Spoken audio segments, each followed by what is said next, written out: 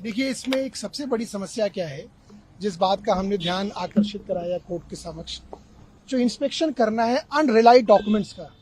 Document दो तरह के होते हैं चार्जशीट पीसी के साथ, रिलाइड अपॉन डॉक्यूमेंट जिसपे ईडी अपने चार्जशीट के समर्थन पे उस पे मुकदमे में रिलाई करती है, और एक लिस्ट, एक कोर्ट का आदेश है सुप्रीम कोर्ट का कि आप जिन डॉक्यूमेंटों को आपने इन्वेस्टिगेशन के दौरान इकट्ठा किया है, अगर आप उस पर रिलाई नहीं भी कर रहे तो उसकी एक लिस्ट जो है वो सारे एक्यूज लोगों को देनी होती है, और एक्यूज्ड को ये राइट है उन डॉक्यूमेंट्स का इंस्पेक्शन करने का। बड़े अफसोस की बात कि वो सेक्शन 50 के बयान जो 164 के बयान के पराधी में आते हैं और गलत बोलने पे उस पे कानून में सजा है, और जो ईडी ने रिकॉर्ड किए बहुत लोगों के खिलाफ, और आप सब लोग जानते हैं कि उन्हीं बयानों के आधार पर लोगों को मुजरिम बनाया गया जिनके खिलाफ कोई मुकदमा नहीं था।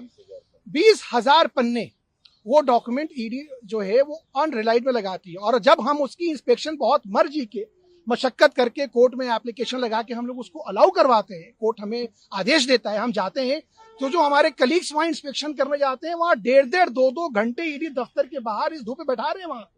तो अधिवक्ताओं का ये जो तिरस्कार हो रहा था और जो साथ में जो एक्यूज्ड के राइट का हनन हो रहा था, उसको हम कोर्ट के संज्ञान में ले आए कि हम लोग मेल लिख रहे हैं, ये ईडी उसकी मेल का जवाब नहीं दे रही है। क्या ये कानून से बड़े हैं? क्या ये कोर्ट से ऊपर है?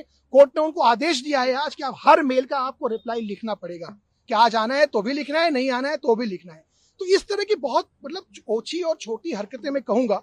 देखिए, मुकदमा लड़ने की एक गरिमा होती है, मुकदमे में एक्यूज को अपने राइट हैं, प्रोसिक्यूशन को अपने राइट हैं, पर एक इतनी सशक्त इन्वेस्टिगेशन एजेंसी जो कि जिसके पास पावर का अंबार है, उसको ऐसी छोटी और बचकाना हरकतें नहीं करनी चाहिए। कोर्ट के संज्ञान में ये लाया गया, कोर्ट ने उसको नोट किया। और जैसे एक और चीज है कि जब भी हम लोग कोई भी आवेदन फाइल करते हैं तो उसकी कॉपी हम लोग ईडी को एडवांस में देते हैं। हर मुकदमे में दूसरे पक्ष को एक कॉपी दी जाती है, ईडी कॉपी नहीं देती। हमने कोर्ट के संज्ञान में ये भी ला कि भाई ये देती नहीं है, अगर नहीं देंगे तो बहस कैसे होगी, फिर कहेंगे हम ट्रायल में डिले कर रहे हैं। आज जब आप कंप्लाइंस रिपोर्ट फाइल करने आ रहे हैं तो आपका ये दायित्व है कि आप वो एक कॉपी पहले हम लोगों को दे, डिफेंस को, वो देते ही नहीं। फिर आज उस पर भी कोर्ट ने कहा कि हम आदेश करेंगे कि आपको सारी कॉपियां पहले से दें।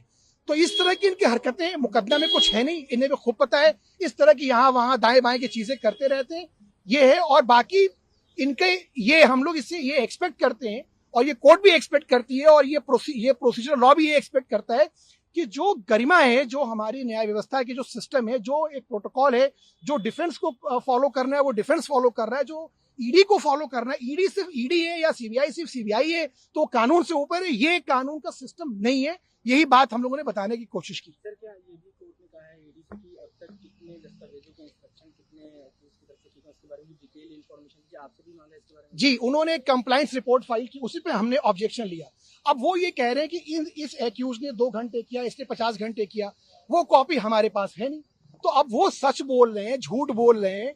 जब तक हमें वो कॉपी नहीं मिलेगी, मान लीजिए उन्होंने मेरे लिए बोला, संजय सिंह जी के लिए बोला कि इन्होंने 50 घंटे किए, हम कह रहे हैं हमने 70 घंटे किए, हमने 20 घंटे किए, तो ये कॉपी जब तक नहीं दोगे, जब तक हम बहस करेंगे कैसे?